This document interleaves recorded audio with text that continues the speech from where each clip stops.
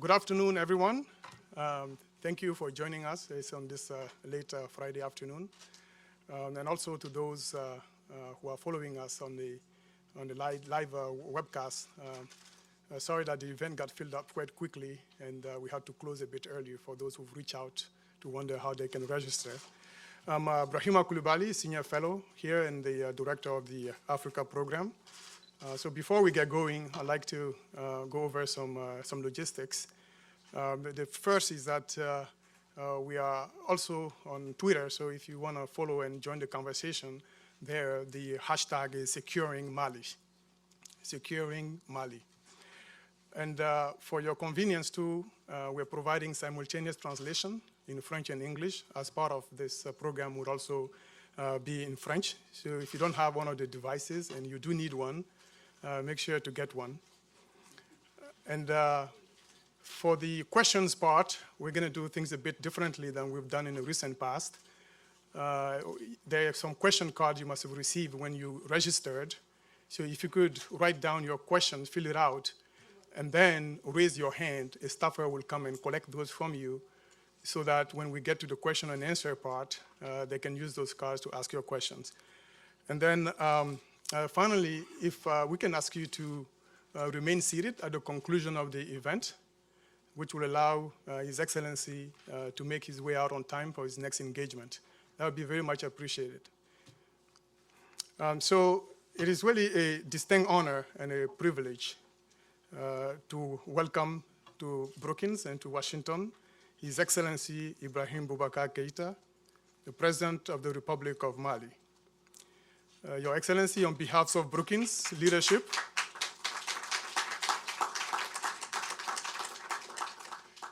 Your Excellency, on behalf of Brookings leadership, welcome. Soyez le bienvenu. Y dansez. Initagama. Iniche. I wasn't exactly expecting the translators to get this one right. It is in Bambara, the language commonly spoken in Mali and elsewhere in West Africa. And it simply means welcome and thank you. The Africa Growth Initiative program here was born really out of Brookings leadership's recognition of the importance of Africa's development and the need for a strong and independent voice on socio-economic issues of the continent. Since its inception 10 years ago, AGI, as it is called, with support from the Global Economy and Development Program that we are a part of, as well as from Brookings leadership, is fulfilling that mission by producing evidence-based research and recommendations to inform policies in Africa and toward Africa. AGI has also become a trusted partner and a neutral broker for policy discussions on opportunities and challenges of the continent. In connection with today's event, Brookings more broadly has been very attentive to the challenges faced by the so-called fragile countries around the world, including those in Africa and the Sahel region. In 2014, Brookings co-hosted with the state of Qatar the 11th annual US Islamic World Forum, during which President Keïta provided some very well-received remarks, and that forum gave birth, among other achievements, to the Tombouctou Renaissance Initiative, which promotes peace and prosperity through culture in Mali, and is still active today with the support of His Excellency and the Malian authorities. So thank you, Mr. President, for your leadership on the issue. As I look at the situation in Mali today, I've become increasingly convinced that it is not a Malian problem alone. It is not a Sahel problem alone. It's not even an African problem alone. It is a global problem. Terrorism activities have become increasingly complex, sophisticated, and interconnected. In other words, it has also become a globalized activity. And the risk of spillovers across national borders and across continents have never been greater. And to adapt a quote from Martin Luther King, I firmly believe that fragility and instability anywhere in the world is a threat to security and stability everywhere. The global implications of the problem therefore require that we come together as a global community, step up our engagement to support the regional efforts, capitalize on the progress made so far, and to decisively win the battle in Mali and the Sahel, so we won't have to fight it in the United States, in Europe, in Asia, or elsewhere. In my view, a victory is not just defined as a military victory, as a victory that does not address the fundamental causes of fragility and insecurity will likely be short-lived. The complexity of the situation requires an interdisciplinary approach, a multifaceted solutions involving economic development, social and cultural interventions to win the minds and the hearts of the populations. This explains Brookings' keen interest in the nexus between security, economic development, and humanitarian issues. And I couldn't have thought of a better moderator for the conversation than Brookings' own president, John Allen. As you know, John is a retired US Marine Corps 4-star general and a former commander of NATO International Security Assistance Force and US forces in Afghanistan. Under his presidency, Brookings' works on fragility, security, and economic development nexus has received renewed impetus, and we look forward to sharing the results and recommendations from the work of our experts on this subject. As part of John's post-retirement diplomatic roles, he served as a special presidential envoy to the global coalition to counter ISIL, the insurgency in the Middle East. His experience is then very, very, very valuable for the conversation and for the quest for a solution both in the Sahel and globally. With this, I'll stop here, and please join me to welcome to the podium His Excellency, Ibrahim Boubacar Keïta.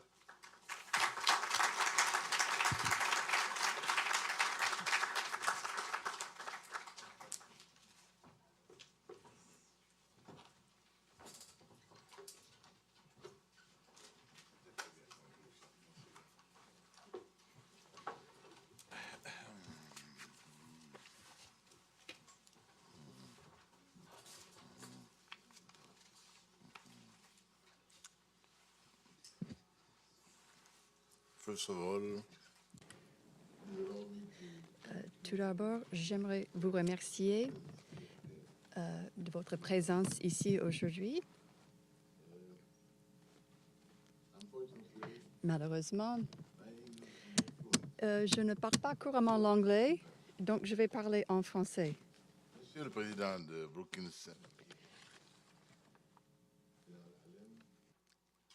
distingués invités, Mesdames, Messieurs, je voudrais tout d'abord I would like to, first of all, thank you. le directoire de Brookings, I'd like to thank the leadership of ainsi Brookings que la Institute, communauté diplomatique as well africaine as the African Washington, diplomatic community in les Washington, amis du D.C., Mali, and the Friends of pour Mali l'accueil chaleureux for the very qui warm nous a été réservé welcome that you have notre shown us arrivée here dans cette today belle ville. when we have come, Capitale as we des came États-Unis. here to this beautiful city in Il the me United plaît, States.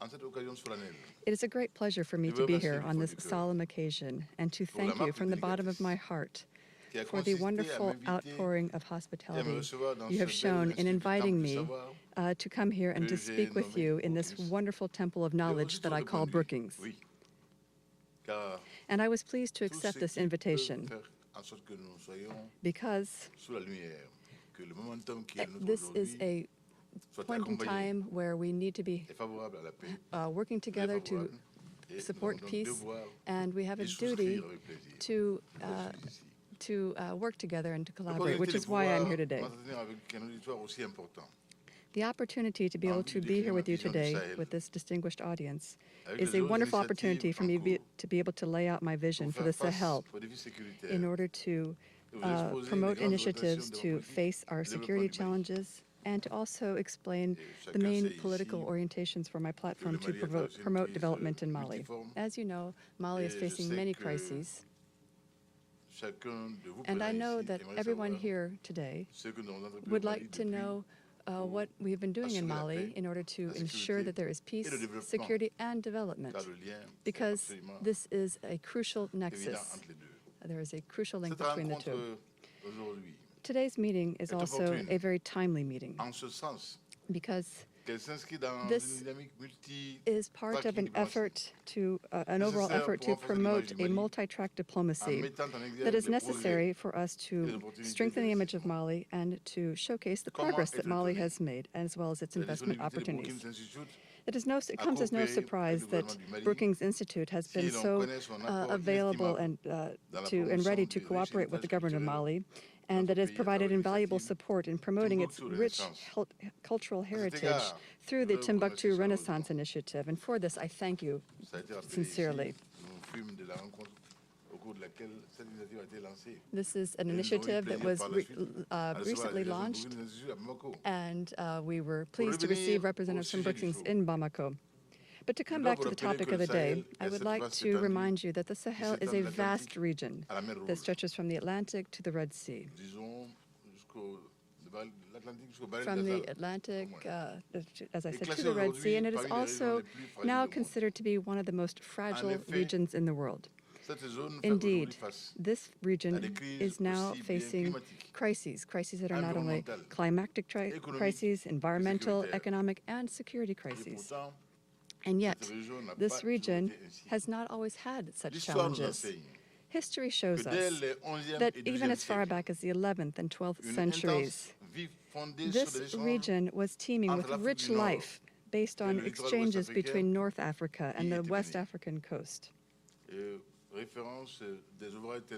And we see this in references of many works that have been written talking about the history of this, and also works by economists. And we've seen these types of exchanges since the Middle Ages. Powerful empires and kingdoms, Songhai, Kanemborno, Mosi, Bambara, have all developed in this region. Today, with significant population growth, we are seeing formidable challenges. These challenges are not only in the area of food self-sufficiency, but human life is also highly affected by the ever-changing climate. And climate change is a daily challenge for us in our region.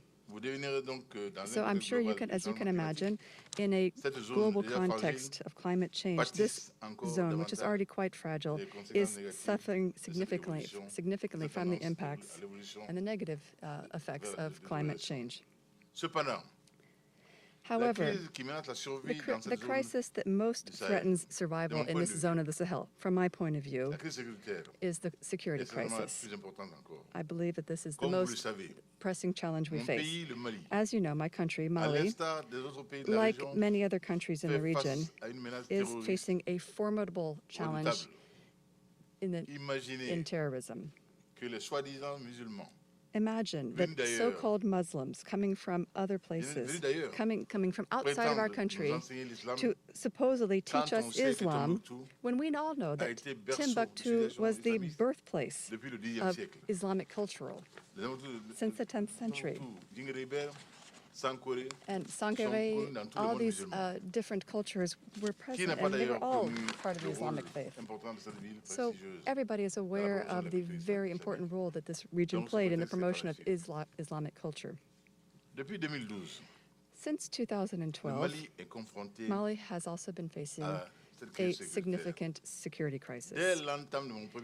Since I started my first term as President of the Republic, my government has worked tirelessly to combat this dangerous phenomenon. Working with other states in the region, in particular Burkina Faso, Mauritania, Niger, and Chad, we came together and we quickly understood that none of our countries working alone could face this challenge and overcome it. We realized that we had to pool our efforts, work together, and we did this through an organized system in the creation of the G5 Sahel. This was in 2015. And we have made a lot of progress since then. Today, we have now a G5 Sahel joint force, which has been set up in the 5 states. We also understood that the joint force could not have simply a defense objective. In the crisis in the Sahel, the terrorists have also been able to prosper because of the other conditions in the Sahel. So development is an essential, fundamental issue. There is a very crucial link between defense and development. And so we have, again, worked together, pooled our efforts and our resources, and working with our partners as well, who has also understood the impact of the potential impact of this project, and they've seen how powerful this initiative can be. They have worked with us to create this Sahel Joint Force and to help us to promote our development and security initiatives. So the G5 Sahel Joint Force is a perfect example of our common commitment to face the security challenges and to tackle development issues in the Sahel. In this, I also salute the international community for its support, in particular the United States, for the support that they have provided to promote the G5 Sahel initiatives and the funding that has already been provided from the United States. In the amount of $60 million. Mali very much appreciates the American decision to provide bilateral support for the implementation of the G5 Sahel force. However, I am convinced that this war on terror is a phenomenon that plagues the entire world and threatens all of humanity. It has to be waged in the Middle East, in Europe, as well as in the Sahel. This is why I believe that international solidarity must be solidified if we want to eradicate this phenomenon. I often talk about this in the following terms. It's a dike, like a dam that protects us and holds back the waters. If we work together with the international community, if all countries who have the same who share the same values and who believe in the importance of human life, these countries have been can all work together to fight this phenomenon. But we see that now this is coming into our zone, and it's also coming from areas such as Libya. This is why it is important to strengthen initiatives such as operational and technical capacity building, as well as financial capacities and initiatives on the regional level, and these must be supported even more so by the international community, because this is something that affects the entire world, and the entire world must understand that this cannot be allowed to continue and to overflow into other areas. The available of sustainable and predictable funding, including through the United Nations, is an indispensable condition to ensure that this fight is successful. When we are looking at the operations that we are starting to initiate, and if we have to stop them because we have a lack of funding, that would be an absolute catastrophe. And so, Mr. Allen, distinguished ladies and gentlemen, in Mali, we are a people who love peace and justice. And with the American people, we share the same values of democracy and respect for human dignity. This is why Mali places so much importance on issues related to human rights and good governance. The exercise in democracy is a long-term effort, and often our progress has not been sufficiently highlighted in the face of the challenges of the day and the uncertainties. The presidential elections in Mali, which allowed the Malian people to renew their vote of confidence in me, is solid proof that democracy is becoming firmly rooted in Mali. In the context in which we are living, we must make sure that we continue our efforts, that we must carry out this work until the end. Some might say that this is impossible, and some say that we don't have the proper security conditions or that the area is not stable. But things are starting to move, and there may be inter-ethnic tensions, but Mali will persevere. We have understood that there are important issues that are at stake here. not just for us, but for all the different situations we are facing. We must ensure that we, first of all, have a very transparent process, that it is as transparent and as inclusive as possible.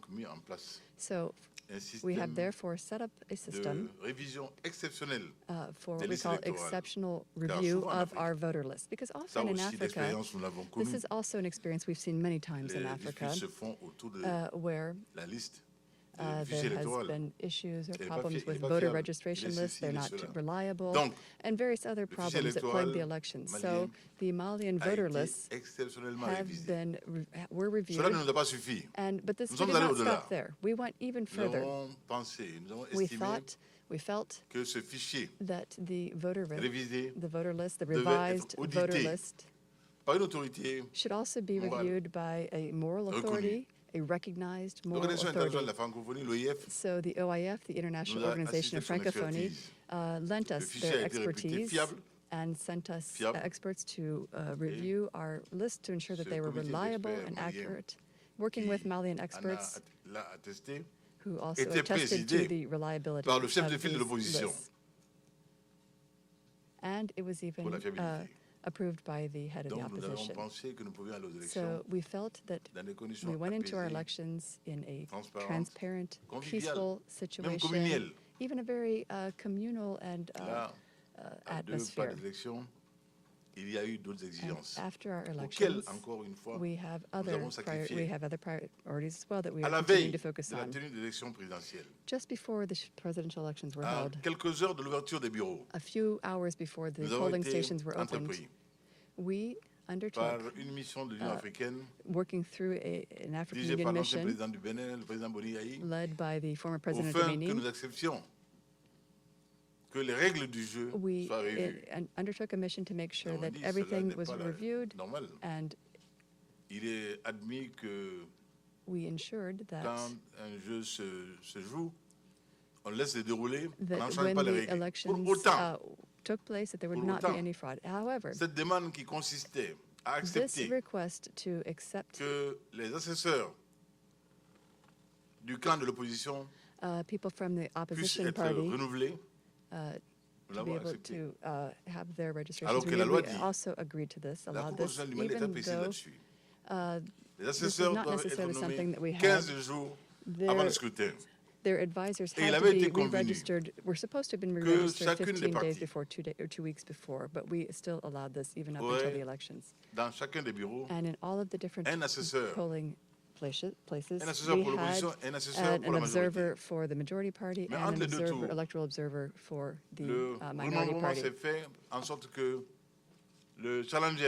When the elections were held, the challenger felt that this new composition was perhaps not favorable, and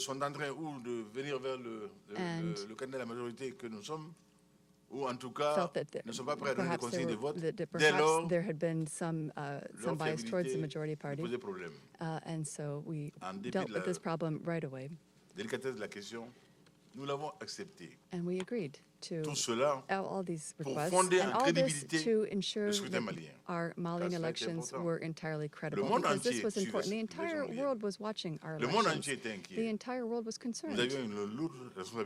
We had a very heavy responsibility, because since the start of the Malian crisis, the international community has mobilized on a massive scale to help Mali. So Mali has a duty, to be accountable and to do everything we possibly can, to do everything within our power to have credible elections, which is what we did. So following these elections, we were very pleased to see that overall, out of all those who had come to observe the elections, both national electoral observers and international observers deemed these elections to be fair and credible. So this is what we were working to achieve. We did this as a matter of honor, a matter of our dignity.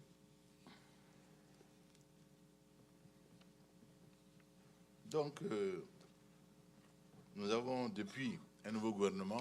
So since the new government has Et vous le savez qu'au sortir de l'élection présidentielle, nous avons décidé after the presidential elections, de placer ce nouveau mandat I have decided to sous le signe task the new de government la confiance en la jeunesse. and with La priorities, confiance en la and to jeunesse. also show the trust that we La have confiance in en our la youth. jeunesse n'est pas When I talk about un trust in propos our youth, électoraliste, this l'élection is terminée, not something that we just mais throw un out as propos a de matter of conviction course, but profonde this comes from a et very simplement de deep-seated réalisme. conviction, and also based on Dans nos realism. pays, singulièrement au Mali, In our countries, and particularly in la Mali, majorité de la the population, majority of the 60% population, est jeune, 60% of the population is souvent très young, jeune. very young. L'avenir, The c'est leur future affaire. is in the hands of our young people. Le monde qui s'est construit, c'est eux. The world Donc, is il faut theirs, qu'ils soient dans la so décision. they have to be part of the Il faut que nous les decision-making préparions à la process. décision. We have to prepare Il them faut to que be nous les part of the incluions decision-making dans le process. processus They must be décisionnel included in qu'ils viennent aux decision-making affaires. so that they can also Et help govern our c'est country. certainement ce qui And, a valu à Madame le ministre des Affaires étrangères, and that is what the d'être Ministry of Foreign désignée. Affairs has been working on. Pas parce qu'elle est femme, And not because she's a woman. Pas She was parce que nous voulons designated, faire un I effet, chose her, appointed her mais to parce be que nous Minister of la Foreign Affairs, savons not because compétente she's a woman, but because et we know que she's nous avons competent. confiance en la jeunesse. And we have a lot of confidence in our pourquoi youth. So that's why she was chosen to hold this position. Et dans ce nouveau gouvernement, And in this new government, nous avons aussi tenu we also à respecter notre parole et nos wanted engagements. to keep our word and fulfill our commitments, Nous avons toujours keep été our promises, impressionnés because we've always been very impressed cette question and de la very promotion du genre. of this, Pour nous, and very interested in the issue of promoting ce n'est gender pas une equality. question de For us, cadeau it's not a gift that we're giving. femmes We're not giving a gift que de to leur rendre women. justice.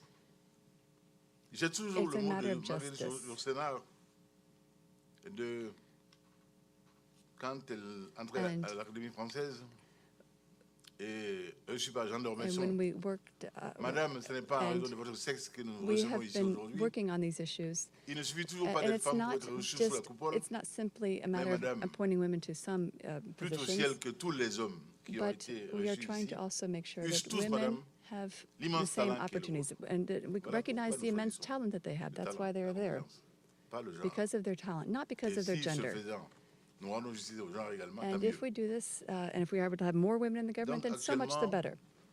Nous avons 34%. Je n'aime pas Right beaucoup now, ça. we have 34% de 34% femmes women in dans the le gouvernement government, du and I'm Mali. not really happy with that percentage, but Et nous avons that's the 5 current axes percentage. prioritaires. And we also have 5 La gouvernance main et les réformes priorities institutionnelles for our et politiques. government.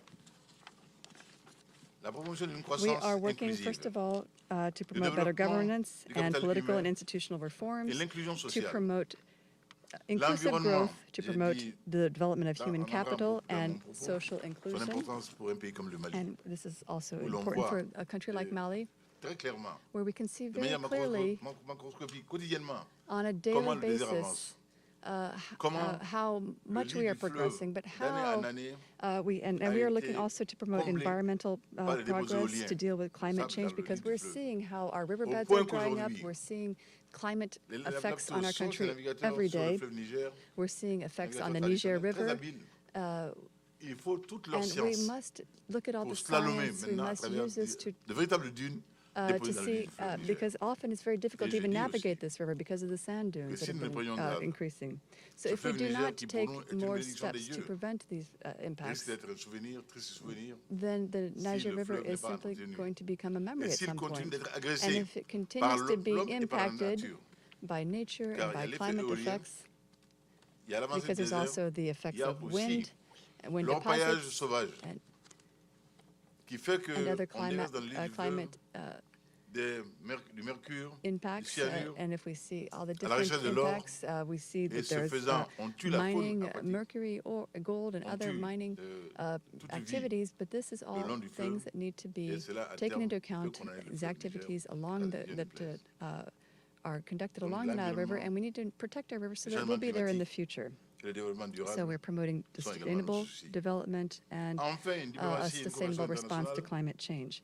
pour que Finally, we're nous focusing our développions des actes de efforts solidarité on à l'endroit de diplomacy, notre peuple, mais international également cooperation, aussi and partnership que nous restions partie to prenante ensure à that la we lutte des are peuples pour stakeholders le maintien des valeurs in qui font promoting l'humanité the et aspirations à of our lesquelles nous people and croyons. also promoting the rights C'est pour of tout cela, humanity chers that amis, we hold aujourd'hui, so dear. Nos efforts ont permis Our efforts have enabled us de sortir le Mali d'une situation de bring non-croissance, Mali from a situation 0,5% quand nous arrivions, moins of almost 0,5%, no growth or even aujourd'hui minus 5%. 0.5% growth to now C'est a peu encore, situation where we have an mais annual growth nous rate avons of fait l'effort 5%.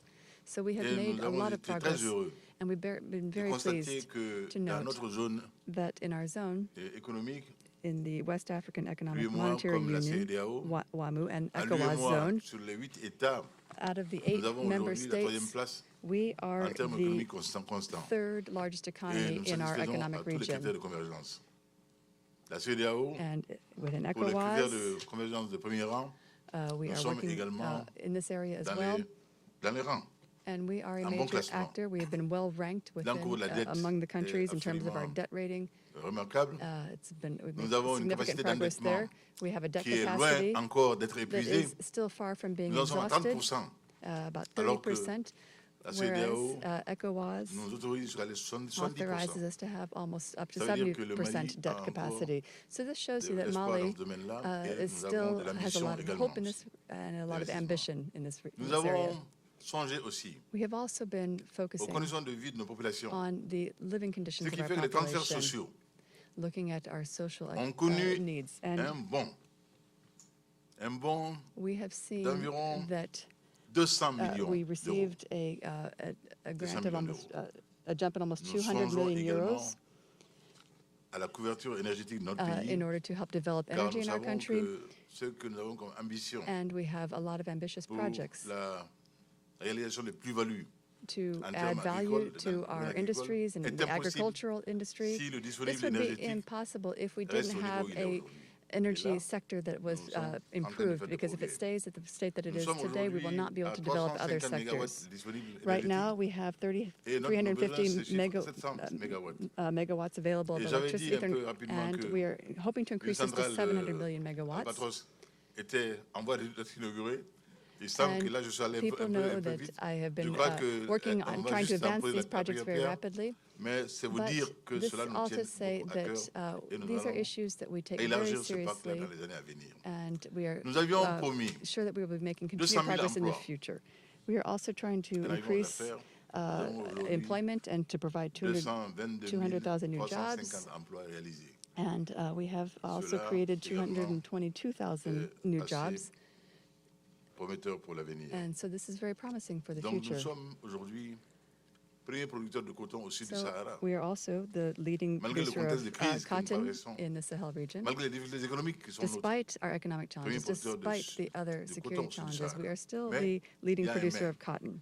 However, Cela aurait été une vraie aubaine it would have si been nous avions, si nous it pouvions would have transformer been le coton even malien better sur if place. we were able to Hélas, process nous ne cotton in our transformons aujourd'hui country. que 2% de ce coton malien. Unfortunately, right now we Donc, only il y a are able un gap to énorme. process 2% Il y a une of the moindre cotton we baisse à ce produce. niveau-là So there's que a nous allons lot of combler room for added par les value partenariats in this et que industry, and nous we allons are également soumettre à looking nos for amis. partners Et bientôt amongst our d'ailleurs friends, avec and la US Chamber of Commerce. we will be working with partners such as the U.S. Chamber of Commerce and Nous seeking other serons le premier partnerships as cheptel well. We are also the leading have the leading livestock de la zone industry UEMOA. in the Wemu region. Nous sommes le troisième producteur d'or. We are the third leading après producer of gold in l'Afrique du Africa Sud et le after Ghana. South Africa and Ghana. Nous avons, je l'ai dit encore une And fois, as I un taux de said croissance earlier, we have an annual 5%, growth rate of que 5%, j'estime encore insuffisant, which I still et feel is que not sufficient. le ministre des Finances And the Ministry of Finance and promet de Economy booster dans les temps à venir. has Monsieur le promised to ministre, continue working on this and to increase it in the coming months. Soutenez fortement pour So cela. we're really hoping that he'll be able to do Voilà, that, chers and we'll amis, support him in his tableau que je voulais efforts. vous brosser. So this is the Et en overall vous picture remerciant I encore wanted une to fois, give you of Mali, and again, I would sincèrement, like to merci. sincerely Merci thank pour you. l'intérêt que vous Thank avez you pour le for all Mali, the interest that you have la shown in considération Mali. que nous vaut votre présence massive Thank you et de for this qualité. opportunity Et to vous speak dire to you également and for que c'est coming avec out in such plaisir large numbers. que It's nous been a tâcherons pleasure de to be able reprendre nos to préoccupations share our experiences dans le with you cours de ce and débat-là. to talk C'est about entre vous et nous. these common issues we have. Merci beaucoup. Thank you very much.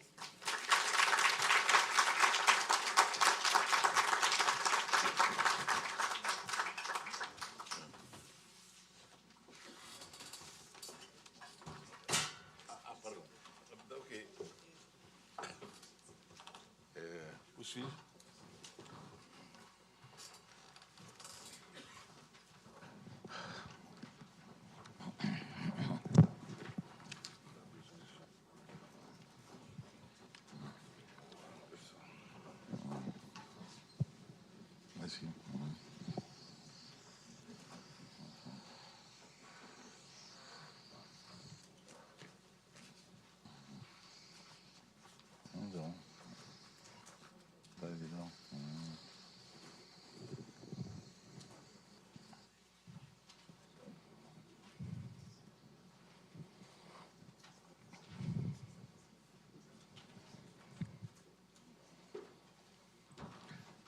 Well, Mr. President, thank you so much for joining us today. We are deeply honored that you would find the time in an incredibly busy schedule to join us at the Brookings Institution. How do you hear me, sir? Est-ce que vous m'entendez? I'm trying. Est-ce que vous m'entendez? Find me someone 13 years old, quickly. M'entendez-vous?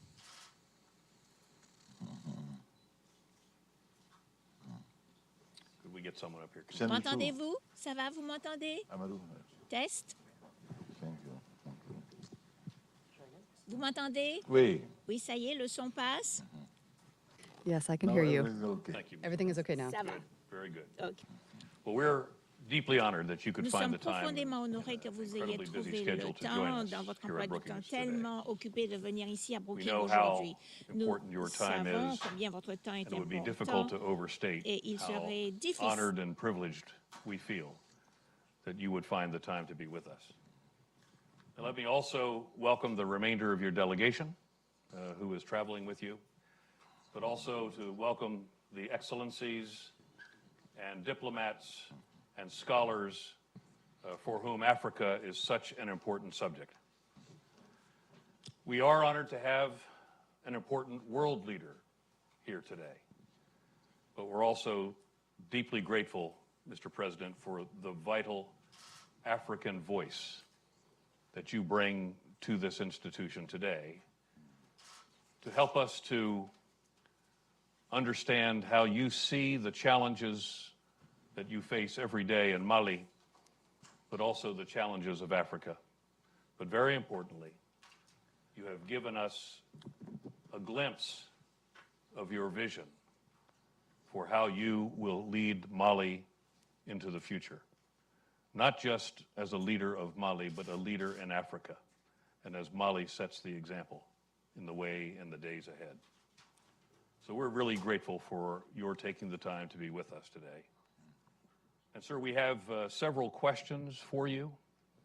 And as our senior fellow, Ibrahim Koulibaly, said at the beginning of the introduction, ladies and gentlemen, if you have a question, we ask you to write it on a card. We will collect these, and they'll be delivered to me in a few minutes. And we'll have about 20 minutes at the end, sir, to offer you the opportunity to respond. But if I may, I'd like to begin by asking you, Mr. President, if you could discuss the state of security in the Sahel since the 2015 Algiers Peace Accord. And in addition, what priority actions do you believe can be taken to improve collaboration at the local level, at the national level, regionally, and with international partners?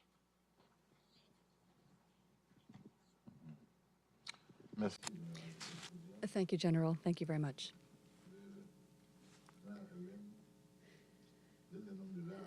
Alan, you're, as you know, a coalition. No matter what its ambition is, its desires are, it is only worthwhile if all of the different elements that make up the coalition are able to contribute to the coalition or play their role. So that's why, General Allen, I feel that that my first priority as a Malian was to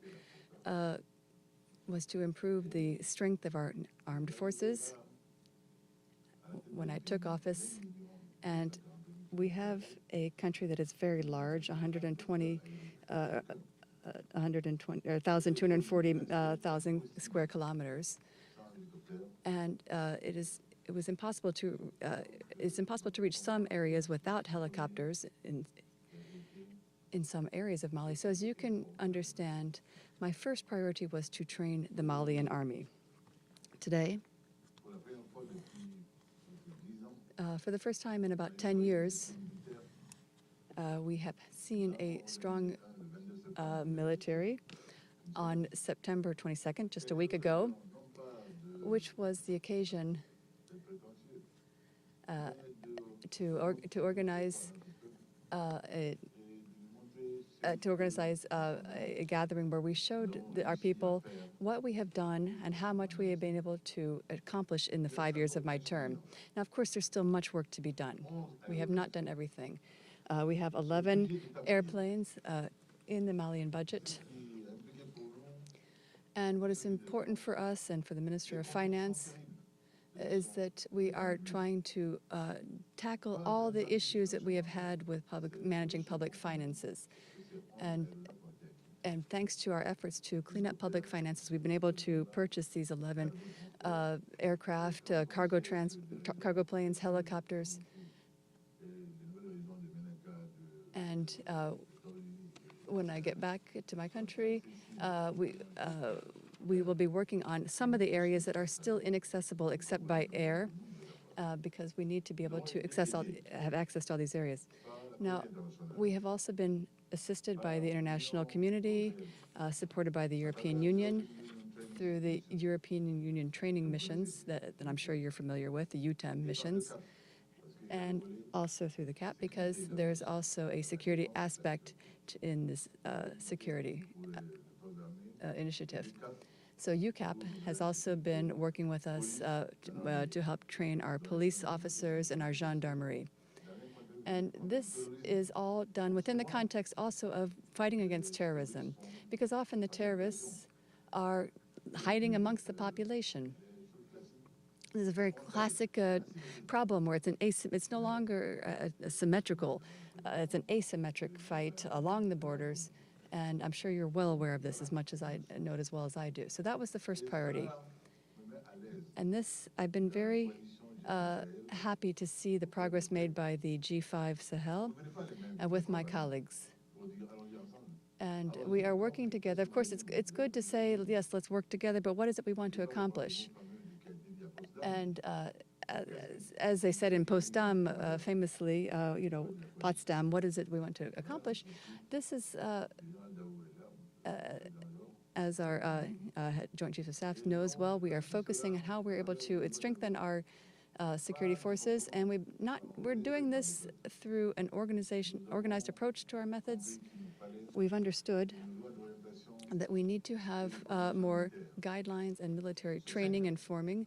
And over 5 years, we will have a program to be able to set aside the necessary resources to equip and train our army.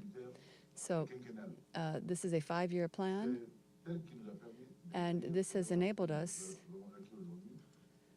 to make the progress that we have made and to reach the level that we are at today. And we have Malians who have been trained as professional soldiers. And when you look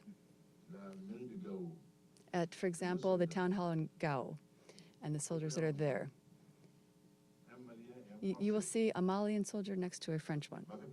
And when I saw that, it brought tears to my eyes for the first time.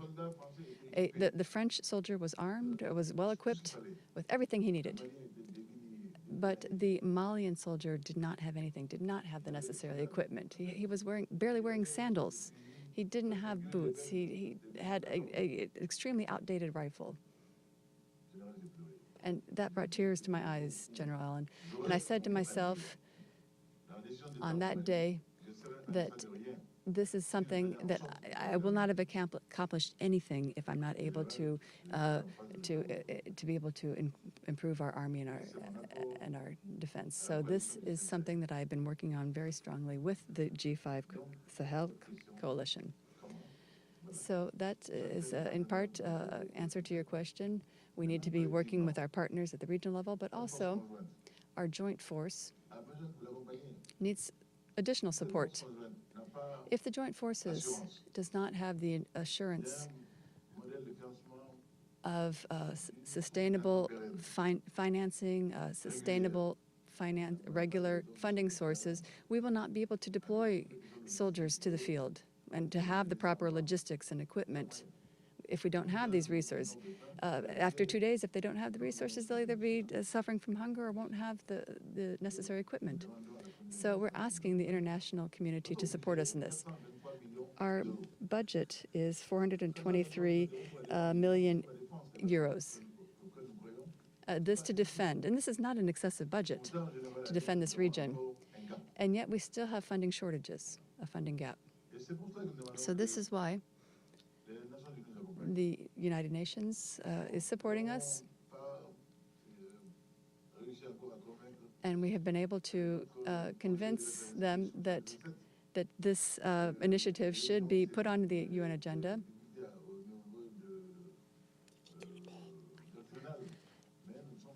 And we are working to make sure that this is not only a multilateral effort, but also a bilateral effort, such as the support from the United States. So we are very appreciative of the U.S. support and the Flintlock exercises, and this has really helped us to achieve a much higher level. So this is something that we are continuing to promote, and this is something we want you to help us do. You can't do it in our place. This is something we have to do on our own, but we need support. And we are here at this level, and we have a lot of. We're really concerned about making sure that we can have this security force in order to protect the dignity of our people, because they are people who have a lot of dignity, and they are citizens of the world as well. We're actors of the world, and part of this century. So this is what I would answer. We know that these challenges seem immense, and you've had a very busy week in conjunction with the UN General Assembly and the meetings that have occurred on the periphery and in the margins of the UN General Assembly. Were you satisfied, sir, that the meetings at the General Assembly sufficiently addressed the fragility of the Sahel region and the gap which exists between security and humanitarian assistance and development? Is that agency, is the UN fully invested in understanding that problem and beginning to set the conditions to begin to address it? General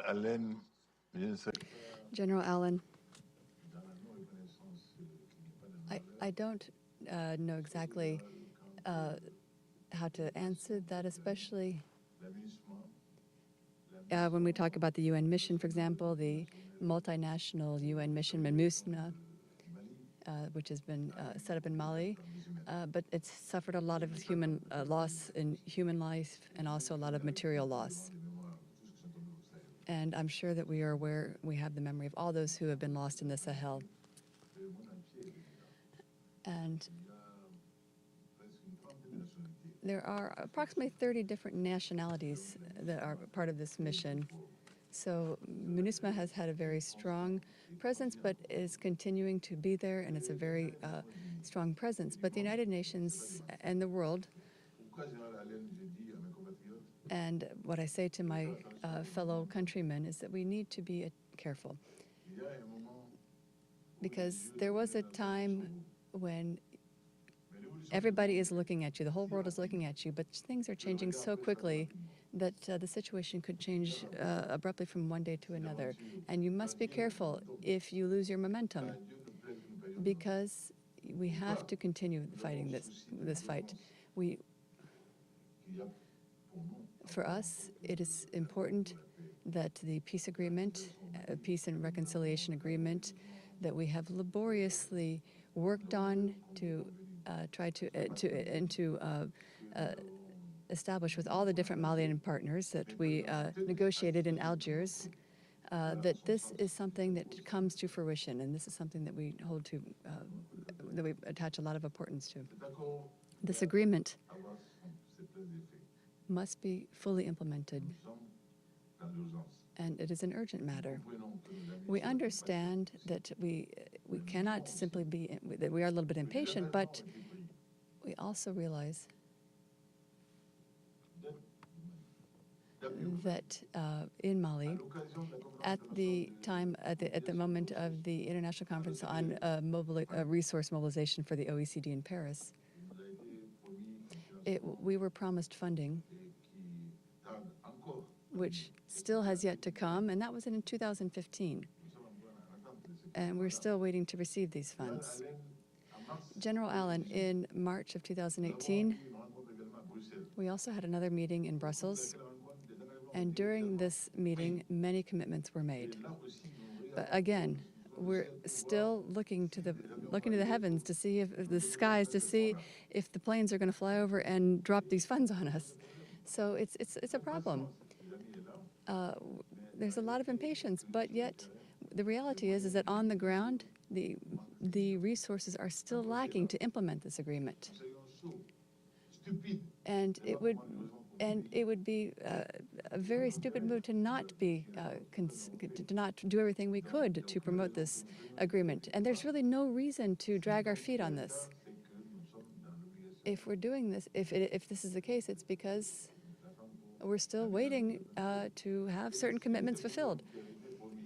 And if all these commitments were fulfilled and the promises were fulfilled, then I would say, General Allen, that the dividends of peace, if the people were able to support the peace process, then I think this would bring about a huge change. And we would see a complete change between the post-situation and the pre-situation and the post-situation.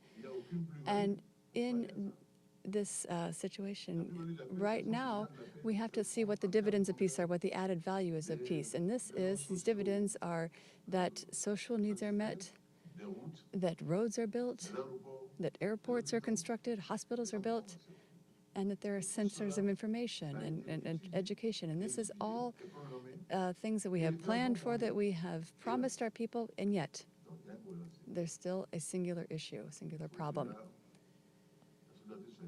We have to have solidarity. We have to have funding. We can't just live off promises. We have plans we need to manage, and yet somewhere along the way, we have to also ensure that this peace is firmly rooted. As you know, General, this is in this fight against terrorism. This is not something that can be done simply by one country. That this is not a gift. Mr. President, I think you have accurately identified that we must have in Mali and in the 5 states the kind of security platform through developed security forces, through relationships between the security forces and the international community, to create the platform upon which credible government can emerge and economic opportunity can emerge. And you've given us that vision, and I think that sounds exactly right in terms of the roadmap that you set for both your people and the region. As you have worked so hard to adopt democracy and to strengthen democratic institutions, how do you reconcile at this moment a strong capacity for the government to be accountable, but also at the same time the decentralization of governance in order to accomplish your objectives? General Allen, I'm strongly convinced, and I have been for some time, that decentralization is the way forward. And we were among some of the first in Africa to initiate a process of decentralization under President Konaré in 1992. Today, we are continuing to promote this effort, and we are doing what we can to make sure that decentralization is becoming a greater reality, and that there is true and effective transfer of power, of governance, from the central to a more decentralized situation. And this is all something that was included in the Peace and Reconciliation Agreement for Mali. And today,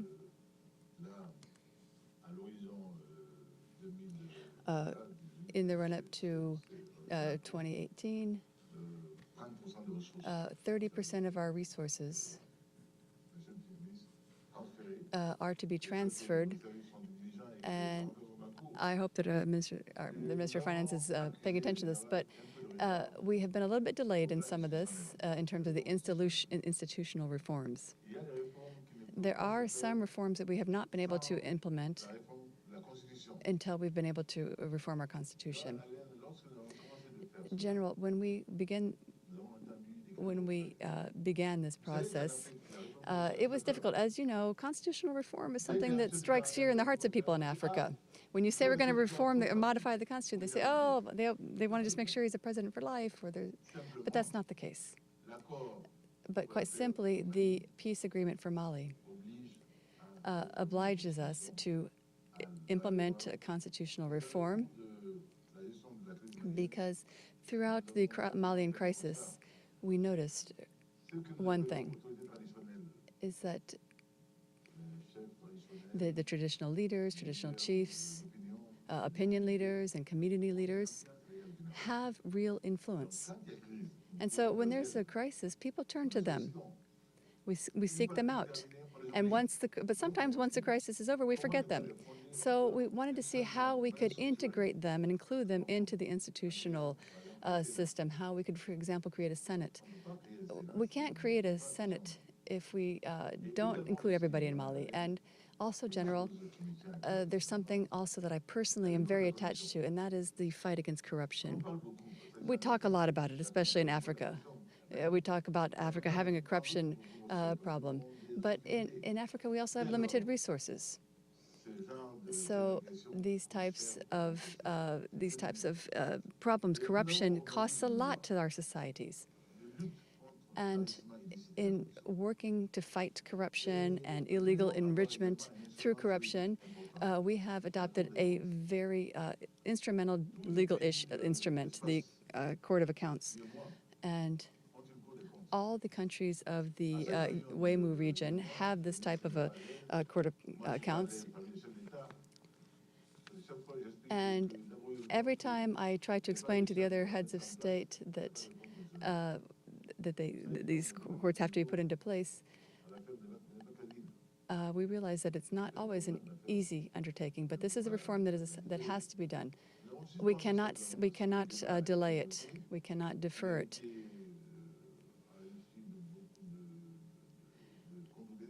And there has been a lot of misinformation about this process, perhaps, but it's a complicated process. And the reform of the Constitution has had a few delays, but it is indispensable. It's something we absolutely must do. In order to make this a reality in terms of our governance, people need to have the feeling that they have a say in their destiny, that they have a say in the decisions that are being made that affect their daily lives. And that is also an essential, vital issue that we are trying to promote. Let me extend this question a bit, and then we'll go to questions from the audience, if I may, sir. Pardon. On écoutait rebelle.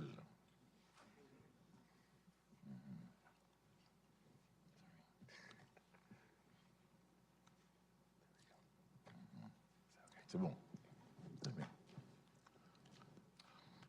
We just mentioned a moment ago, Mr. President, the inherent relationship between security, governance, and economic development. And you've just given us insights into what steps you are taking to deal both with creating accountability in government, but also to deal specifically with the issue of corruption. And as I think we all know here, corruption is one of the most corrosive effects on democracy and young democracies. So I certainly applaud, and I think we would all here applaud the steps that you're taking, both to build and to strengthen institutions of democracy, to hold those accountable who need to be held accountable, but also to directly attack institutions of corruption.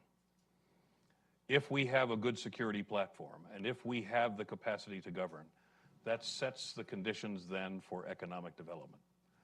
Mr. President, how do you see the creation of opportunity to bring the private sector along and also to invite foreign investment in Mali to create that strengthened economic component of your governance that can enhance your stability even more and enhance your capacity for development even more?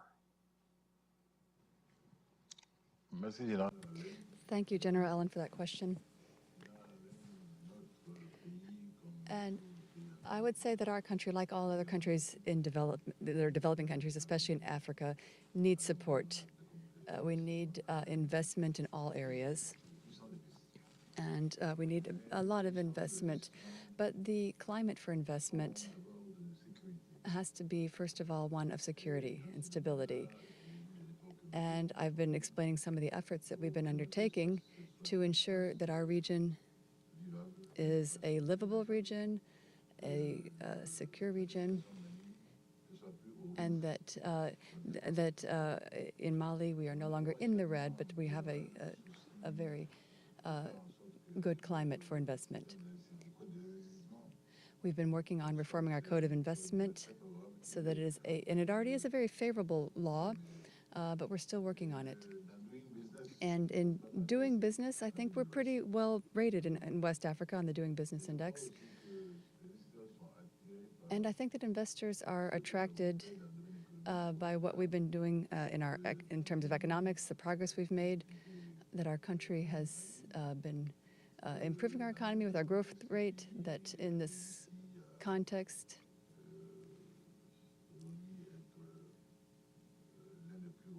our country is one of the leading producers in the Sahel region, producing 9 million tons, 62%. And we're also, as I said, the leading producer of cotton. And this is one of the best fibers in the world. So there's a huge potential for textile development in Mali. And I would also say that we also have a lot of room for added value. As I said, leading producer of cotton in Africa, but we can add value if we can process it locally, if we have the facilities, the infrastructure to process it locally, which would also create more jobs for our young people. And it would also increase revenues for our producers, as well as creating jobs for our young people, and also enable us to sell raw cotton on the world market, but also process it locally. I think today that we're in a position where, as I said, we are the third leading producer of gold in the world, and we have only just started beginning to refine the gold. And the Malian producers have not been able to achieve their potential. We haven't reached our potential for production. It's still not sufficient. And General Allen, I would say that this is not something that's going to happen miraculously. This is something that's because of the policies we've been implementing. We decided, for example, that during the Mobutu summit in Africa, we decided that every African country would pay 10% of its annual budget into this fund for development in Africa. And with my government, we have been focusing on the economic sector, and we've decided not to allocate 10%, but 15%. Also, we have been subsidizing our agricultural industry, not only to make sure that it is more mechanized, because in the 21st century, our countries are still quite behind in terms of our mechanization, and this has been a huge drawback for us and a stumbling block to our production. So we've been setting up mechanisms to promote a program, a tractor program that we're subsidizing, and at least 1,300 new tractors have been injected into this circuit. So this has had a huge impact, and some of the results that I have described earlier are the fruits of these policies. So our farmers are seeing that we have confidence in them. And because of these subsidies, they are able to equip themselves with modern means of production. So these efforts are all areas of hope for us for the future. We have 1 million hectares of farmable land thanks to irrigation from the Nile River. And we also have a system that dates back to 1968. It was a French agronomist who helped develop this irrigation system, and this helped us to develop 1 million hectares of land. But out of this land that's been developed, I think that we still have quite a bit. We still have 130,000 million hectares. And so we have a huge potential. You can see the great potential. So there's a lot of hope. There's work to be done, efforts to be made. And I think that still in the field of agriculture, there's a lot of potential there, but also in the industrial sector. Products that today are helping to feed major industries, but our industries need electricity. We need energy, and so it's also an imperative for us, and I'm saying this also for the ministers in the room, that we need to have more partners to develop our energy sector in Mali so that we are able to have small producers and large producers who can provide jobs and who can continue to promote growth in our country. So again, I think there's hope. But also another issue that we can't overlook is the legal framework. If people are to invest in our country, they have to feel assured. They have to have the assurance that we have a sound legal framework that will be favorable to investment, and that their rights will be respected. And we are also focusing our efforts on our legal instruments. This is something that's an imperative, the legal framework, a regulatory framework, and this has all been put in place to help promote investments. That's critical. President, obviously transparency, judicial accountability, the capacity for your system to arbitrate for your foreign partners will be a strong incentive for them to feel comfortable with the kinds of foreign direct investment that can truly be of assistance to your economic development. And if I may ask, Mr. President, your principal foreign partners on your infrastructure and your energy, can you talk to us a bit about who those partners are and how they're helping?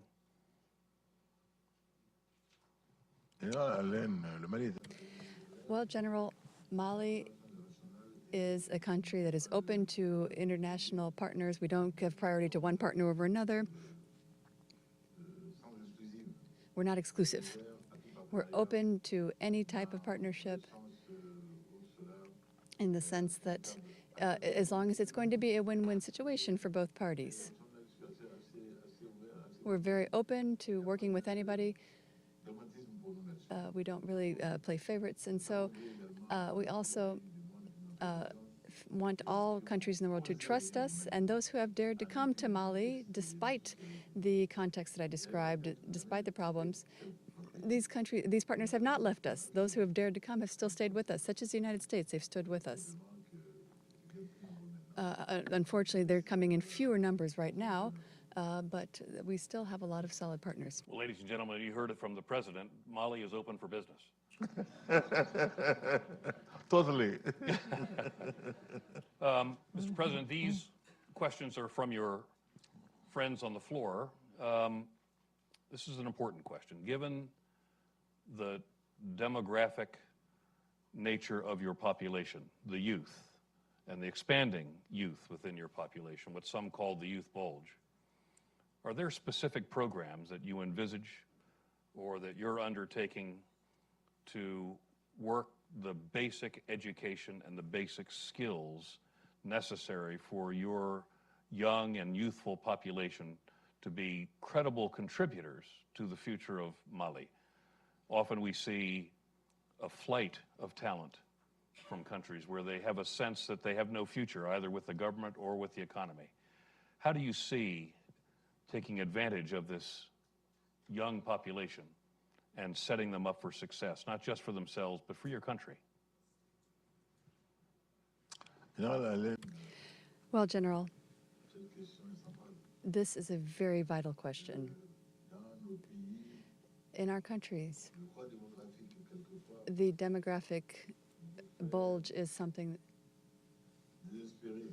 that sometimes is seen as something that's a problem where we don't have hope. When you look at the economic problems and you look at the demographics, it sometimes seems pessimistic. But these problems are also complicated by the fact that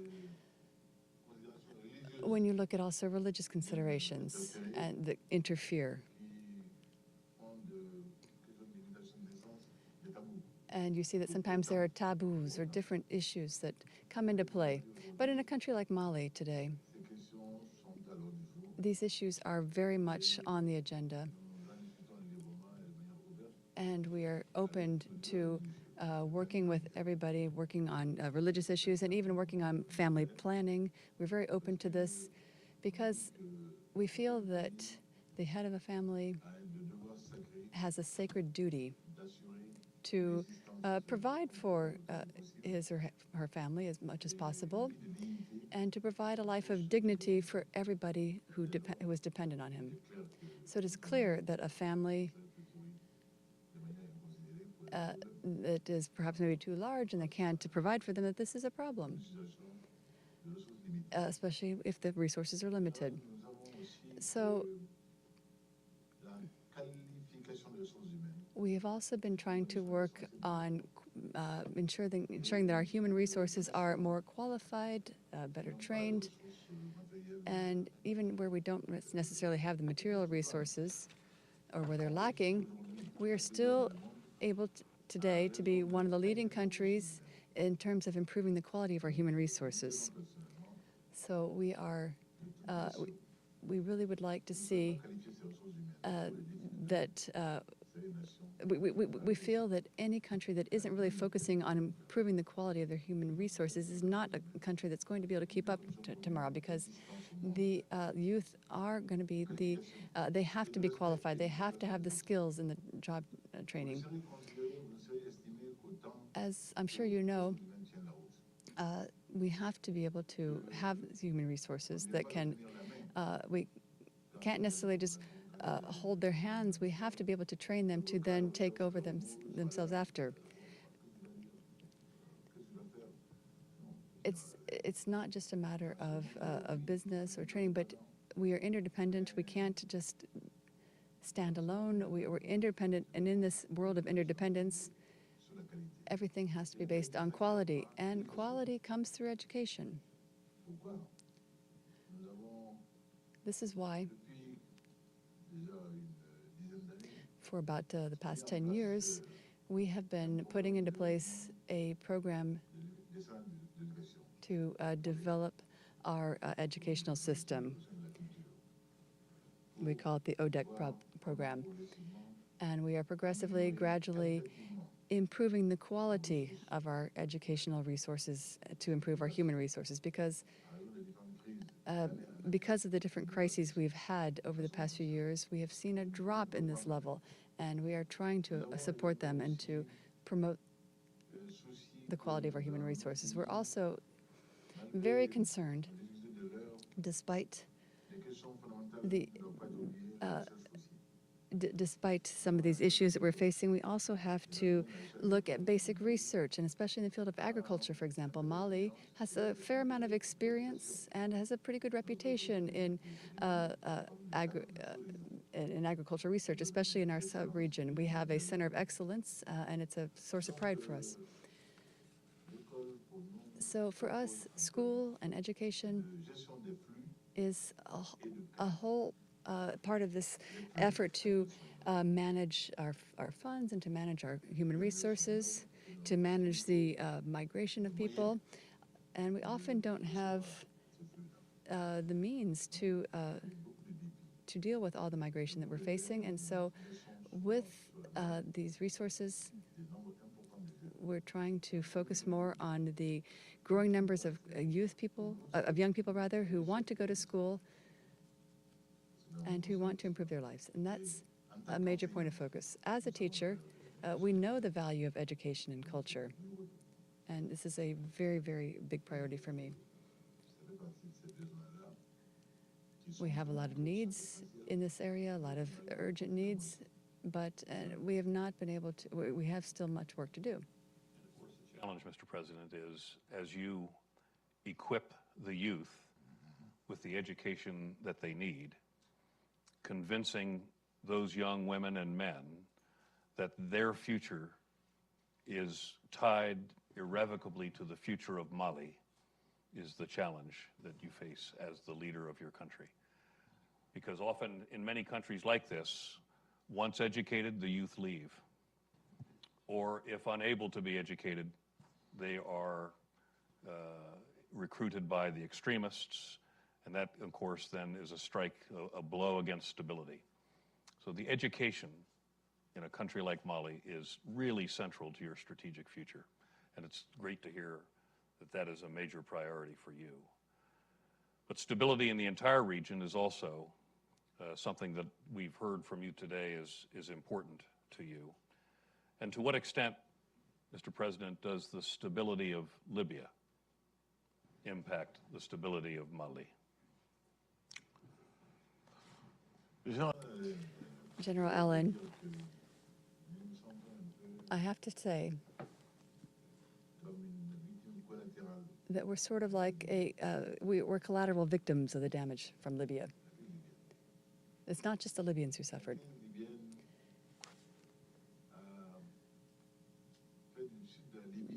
The Libyan crisis made the southern part of Libya a huge market for weapons trafficking, arms trafficking. And these arms are flowing into various directions. They're flowing into Chad, Niger, and into Mali. And these are weapons.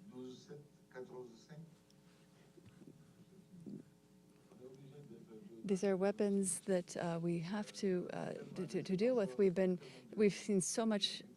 We've seen so many problems because we've been such a victim of this. That these weapons are sophisticated weapons, and they're circulating in our countries very freely. They're being openly sold on the market just like other products. And we also have to fight the trafficking of small arms in the region. We're very concerned. And I was saying it just yesterday, General, or the day before yesterday, when we had the high-level meeting at the United Nations for the Sahel that we had the honor of attending. And this is something that has now become a regular activity as part of the General Assembly meetings. But Libya is a problem, and as long as the situation in Libya has not been dealt with and hasn't been stabilized, then I can assure you that our efforts to promote peace are doomed to failure. And it pains me to say that. It's a very serious thing to say. But as long as we still have these factions of Libyan combatants, as long as we still have Libyan warlords, we will not have peace in the south. And we also have a rather unique and somewhat unfair criminal system, something that is unheard of in the 21st century, where there's still slavery. Our young people are sometimes being taken as slaves into the northern part of the country. They're taken to the desert, and sometimes they are lured to the northern part in the hopes of being taken to across the Mediterranean, but they are taken as slaves. And so there's been this huge slave trade that's been going on. And these people, in recent documents, recent reports, we've seen this scandalous problem with some of our young people being taken slaves into Libya. So this has become intolerable for humanity, for the human condition, and today this is not tolerable for the human state at the level of development where we are today. We should no longer see this. Libya has become a center of absolute destabilization, and everybody's aware of this. And we are victims of the collateral damage from Libya. And we would like everything to be done by the international community, by the UN, to ensure that Libya can finally be stabilized so that there is a state restored to Libya. There's not a state today. And Brookings is looking very hard right now at the Libya situation and what potential policy outcomes might be recommended. Your voice is very important in that process. And related to that, Mr. President, and this will be the last question that we'll ask you this afternoon, how do you see over the long term the continued French military presence in Mali? And whether you see at some point perhaps the G5 joint force taking over the French presence, or do you see an international military presence there for some period of time? General Allen, no foreign military force has really a mission or a mandate to stay there forever, to stay in a foreign country forever. The context and the conditions dictate that there has to be an evolution on the ground. When the Sahel operation was conducted in Mali in 2013, this was something that we were very happy to see. It was wonderful because when the government failed, when the state failed, when there was no longer a state, and we saw all the consequences related to that, the Malian state was a failed state at that time. And when this occurred, a partner came in to save us with the foreign forces that were sent.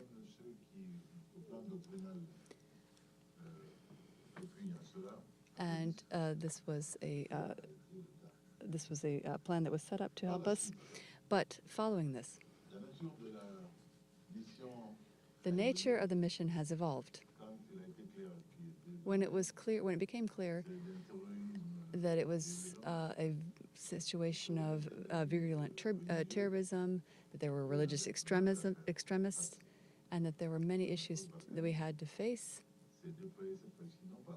then the force was not deployed just to Mali, but to the entire Sahel region, from Chad to Mali.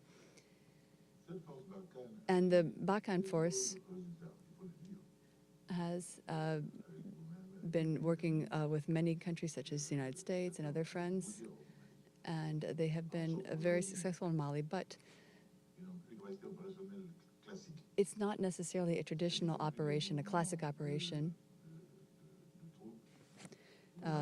in terms of sending troops and battalions, but they have been setting up units, dispersed units that intervene periodically and that have been a formidable source of support for us.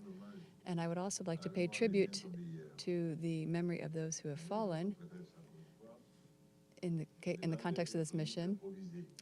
Recently, we had the case of a soldier who was killed because of an IED.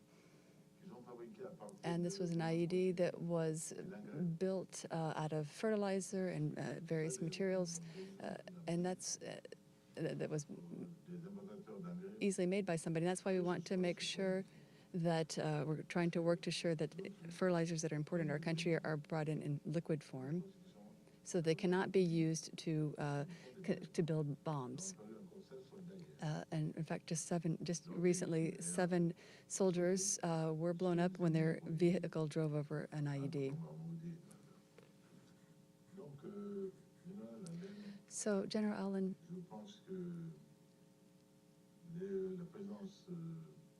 I think that the presence of this mission, the French operation, and other forces, other allied forces, is something that is helping us to deal with the terrorist threat. Where it's evolving, and it will be evolving as we fight this terrorist threat. But I don't think that it's something that's going to be a permanent mission, because everybody is focused on the same concern. We're all concerned about about ensuring that we can live in peace and restore security. because that's all we ask, is to live in peace and security and in dignity. I want to thank you sincerely for honoring us today with your presence. You've given us important insights into the challenges that you face every day as the President of Mali, but also important insights into the challenges that many African states face today. I want to assure you that the Africa Growth Initiative at Brookings will continue to be seized in studying these issues and offering hopeful policy options in the future. We value our partnership with you in this regard, and under Ibrahim Koulibaly, we value his leadership, and we look forward to continuing to work with you in the future so that Brookings can be a factor in your continued growth as a nation and your stability. And we're very honored that you could join us this afternoon. And ladies and gentlemen, please join me in thanking the President of Mali. Thanks for watching. Be sure to like and subscribe for more videos from Brookings.